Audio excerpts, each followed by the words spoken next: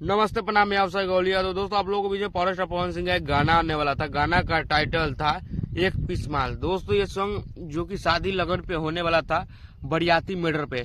और दोस्तों आप लोग को बता दी, ये सॉन्ग हम सुने, काफी बेहतरीन लगा, काफी अच्छा लगा और काफी अभी तक रिस्पांस मिला है ये सॉन्ग पर। और ये सॉन्ग आप लोग को बीच में यूट्यूब चैनल पर रिलीज भी हो चुका है। तो दोस्तों आप लोग को बता दें, ये सॉन्ग को गाए power star Pawan Singh and Shivani Singh. काफी दिनों के बाद ये जोड़ी देखा गया है और सजना सिंह इसमें हीरोइन इफेक्ट है।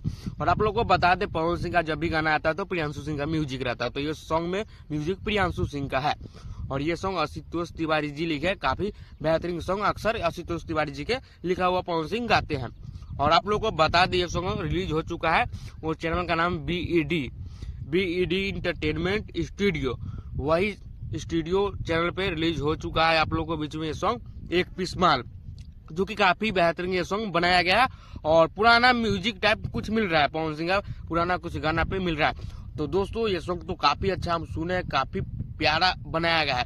तो जाइए आप लोग पावर स्टार पवन सिंह को गाना को ढेर सारा प्यार दीजिए। तो ये वीडियो आप लोगों को कैसा लगा कमेंट करके बस बताइए। मिलता है किसी नेक्स्ट वीडियो, तब तक के लिए जय हिंद, लव यू।